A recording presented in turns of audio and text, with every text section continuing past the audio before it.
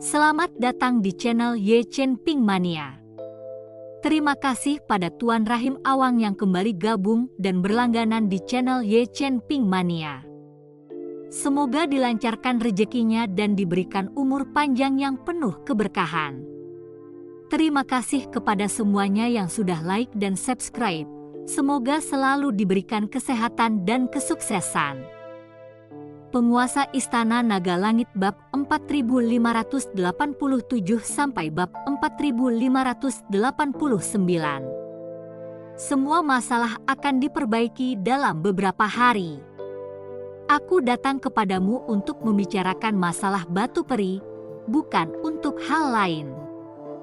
Kata Chen Ping pada lelaki setengah baya berjubah hijau. Jika kamu ingin menjual batu peri, pergilah saja ke meja depan untuk berdagang. Kamu tidak perlu mencariku. Setelah berkata demikian, lelaki setengah baya berjubah hijau itu hendak pergi.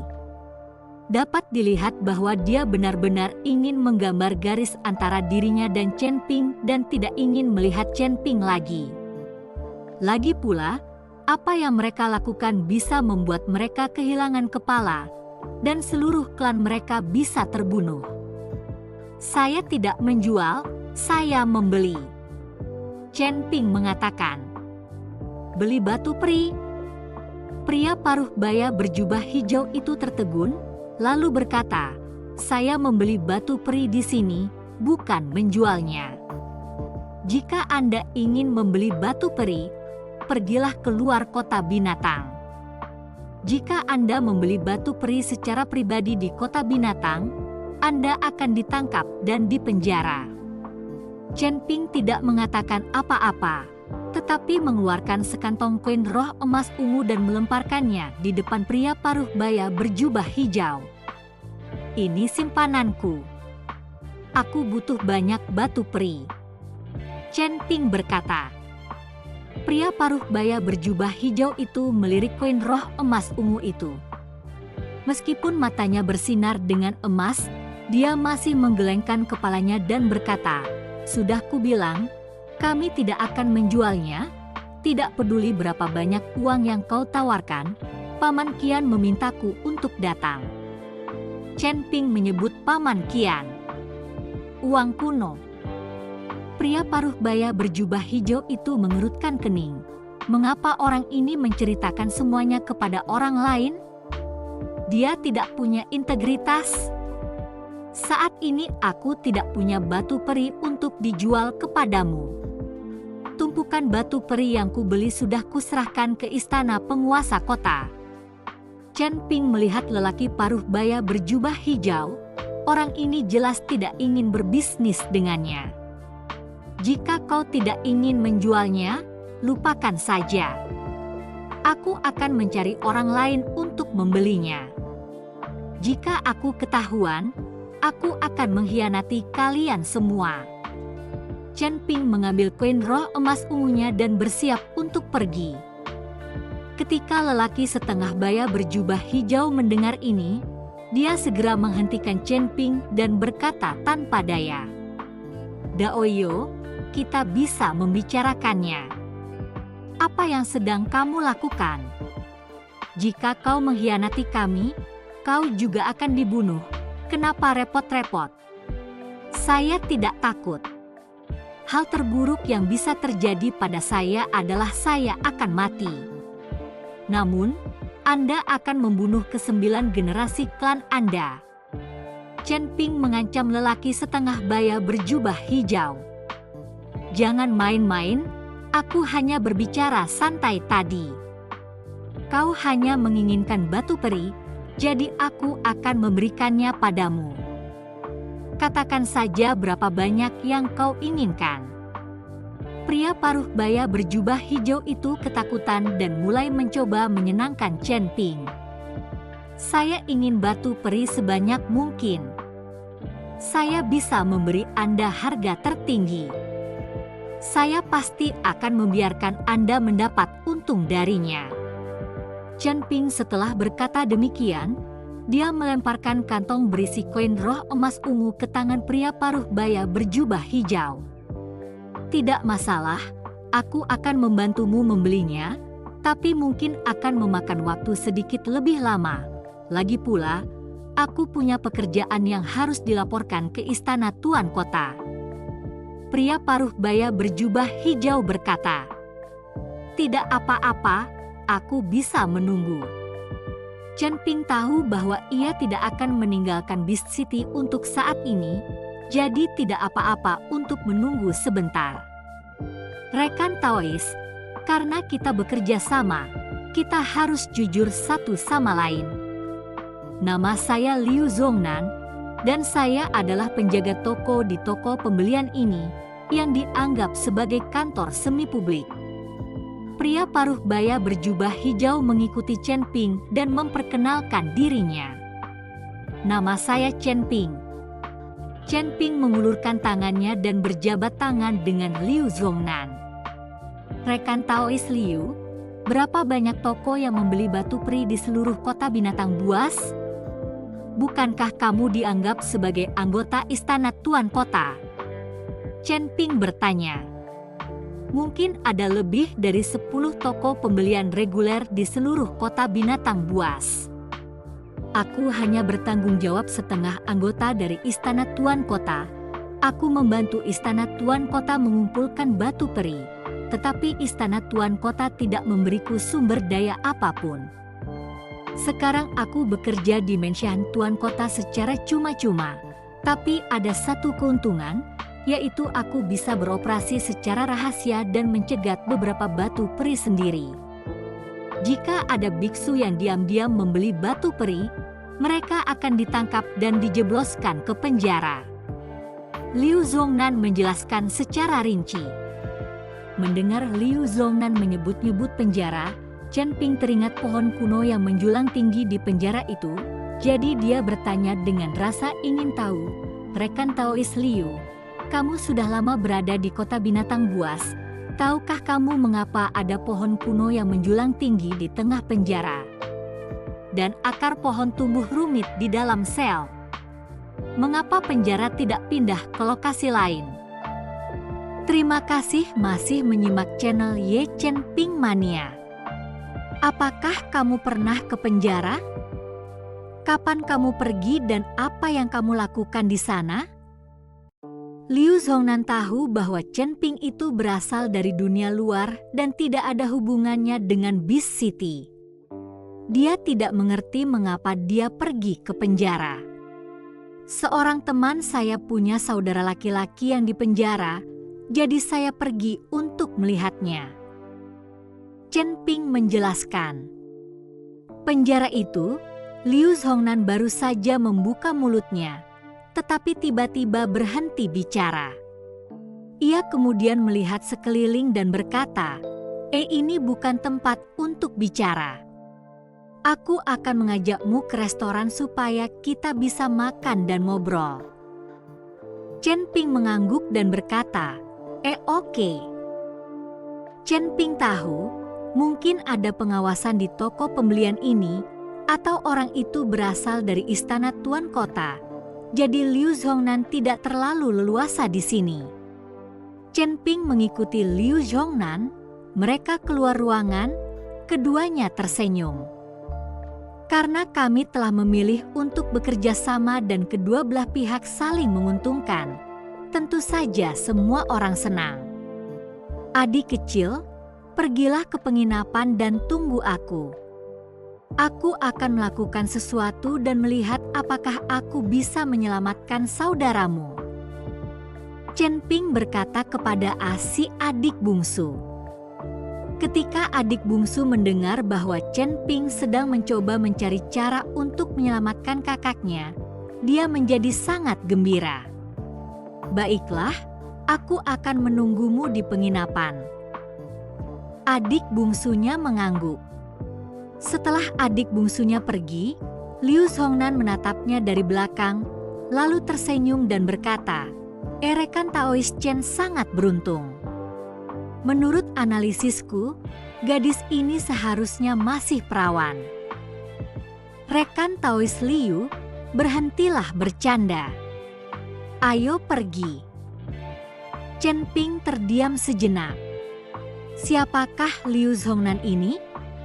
Liu Zhongnan membawa teman-temannya ke sebuah restoran yang sangat megah dan semua orang yang datang dan keluar adalah orang-orang kaya. Bos Liu, begitu memasuki restoran, seorang pelayan menyambut Liu Zhongnan dengan hangat. Dapat dilihat bahwa Liu Zhongnan sering berkunjung ke sini. Hari ini aku akan mengajak teman-temanku. Tolong siapkan makanan dan minuman terbaik di sini dan siapkan kamar pribadi untukku. Setelah Liu Zhongnan selesai berbicara, dia langsung melemparkan puluhan koin roh kepada pelayan. Pelayan itu langsung setuju dan mengundang Liu Zhongnan ke restoran. Kemudian dia membawa Chen Ping dan Liu Zhongnan ke lantai 2 dan memasuki kotak yang sangat mewah. Begitu dia masuk ke dalam kotak itu, dia bisa merasakan energi spiritual yang kaya terus mengalir ke dalam tubuhnya. Chen Ping merasa segar dan sangat nyaman. Chen Ping tahu, pasti ada formasi yang disiapkan dalam kotak ini, itulah sebabnya dia punya firasat ini. Orang-orang yang berbisnis di kota buas ini memang cukup pintar. Ini adalah satu-satunya ruang privat di seluruh restoran. Kebanyakan orang yang ingin makan di sini tidak memenuhi syarat untuk melakukannya. Kita akan makan dan ngobrol di waktu yang sama. Tidak akan ada yang mendengar pembicaraan kita di sini. Liu Zhongnan meminta Chen Ping untuk duduk dan berkata, "Sepertinya jika Anda punya uang, hidup di Beast City bisa sangat menyenangkan." Chen Ping melirik kotak itu dan berkata, "Tentu saja, tetapi setelah bertahun-tahun terisolasi, sumber daya di Beast City sangat langka, jadi kami mengambil risiko bahaya untuk pergi ke dunia luar." Liu Zhongnan berkata, "Tahukah kamu mengapa penguasa kotamu membeli begitu banyak batu peri?" Chen Ping bertanya, "Saya tidak tahu. Kami hanya bertanggung jawab untuk pembelian. Mengenai apa yang dilakukan penguasa kota dengan batu-batu peri, kami tidak tahu. Seharusnya menggunakan batu peri untuk kultivasi. Kudengar penguasa kota kita telah mencapai alam abadi." Liu Zhongnan berkata, "Keabadian?" Chen Ping sedikit tercengang. Jika penguasa kota-kota binatang ini benar-benar ahli dalam alam keabadian, akan terlalu berbahaya baginya untuk berada di kota binatang saat ini. Dia baru saja mendengarnya. Tuan kota kita jarang muncul. Urusan kota binatang biasanya ditangani oleh 3 jenderal binatang di bawah tuan kota. Orang tua Zhang itu adalah pejabat tamu di bawah salah satu jenderal binatang. Kalau tidak, dia tidak akan bisa seperti ini. Liu Zhongnan tidak memiliki keraguan tentang Chen Ping sekarang.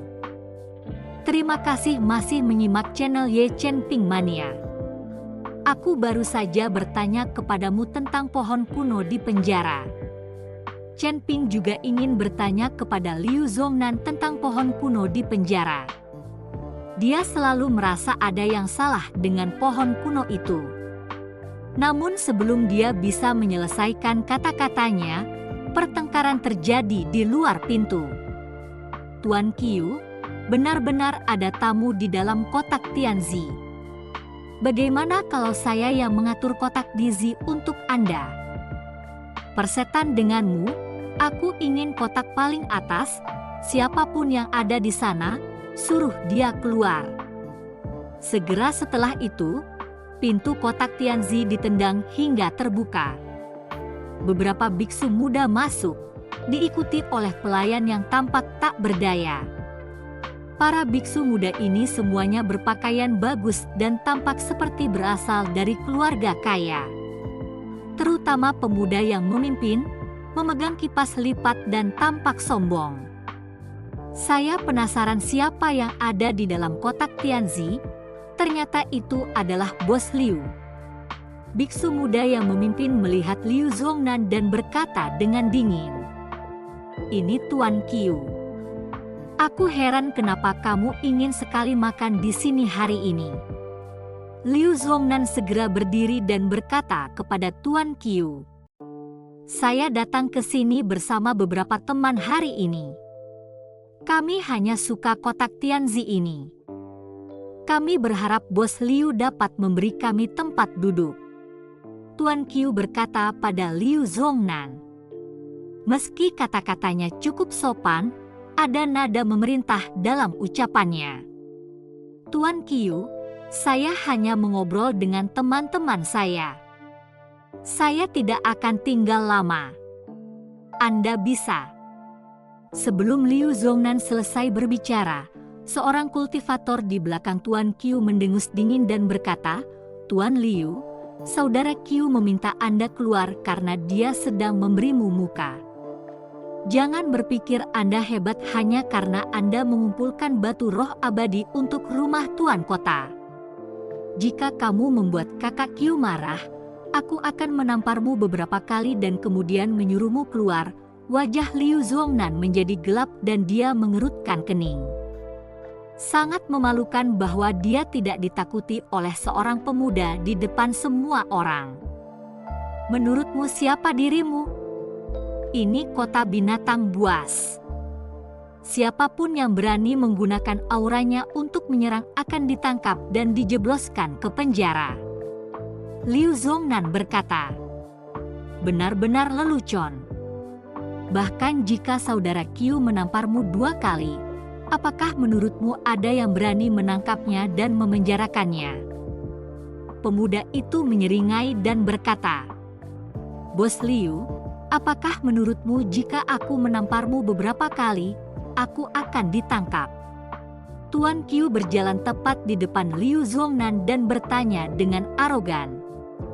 Merasakan kesombongan Tuan Qiu, Liu Zongnan sangat marah, tetapi pada akhirnya dia tetap menelan amarahnya. "Baiklah, ayo berangkat." Liu Zongnan berteriak tak berdaya dan pergi.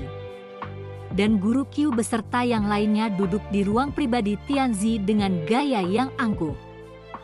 Pelayan itu mengganti kamar pribadi untuk Liu Zongnan dan Chen Ping. Meskipun tidak sebagus kamar hari itu, tapi juga tidak buruk. Sialan, Qiu Yu ini keterlaluan. Dia mengandalkan ayahnya sebagai salah satu dari 3 jenderal binatang buas dan tidak berani mendengarkan aturan kota binatang buas. Setelah duduk, Liu Zongnan berkata dengan marah, "Menurutku, tingkatan anak laki-laki itu tidak terlalu tinggi. Kalau kamu marah, aku bisa menghajarnya untukmu." Chen Ping melihat ekspresi marah Liu Zongnan, dia tersenyum kecil. Tidak. Liu Zongnan mendengar ini dan buru-buru menghentikan musuh, berkata, "Kamu tidak bisa melakukannya di kota binatang buas.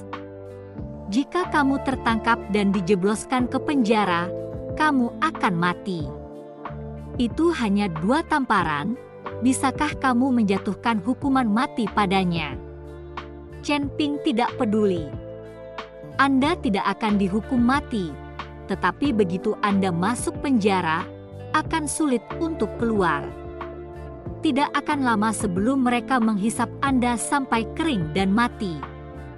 Liu Zongnan berkata dengan suara rendah. "Menghisap orang dewasa hingga kering?" Chen Ping sedikit tercengang. Liu Zongnan panik sejenak. Ia menyadari bahwa ia telah mengatakan hal yang salah, dan dengan cepat melambaikan tangannya dan berkata, "Jangan bertanya lagi. Ikuti saja aturannya dan jangan sampai dijebloskan ke penjara. Apakah kau menyembunyikan sesuatu dariku? Baru saja aku bertanya padamu tentang pohon kuno yang menjulang tinggi di penjara, dan kau tampak untuk menghindari pertanyaan. Apakah ada yang aneh dengan pohon kuno itu? Apakah ada yang memasang semacam lingkaran sihir di penjara itu? Chen Ping bertanya pada Liu Zhongnan. Bersambung.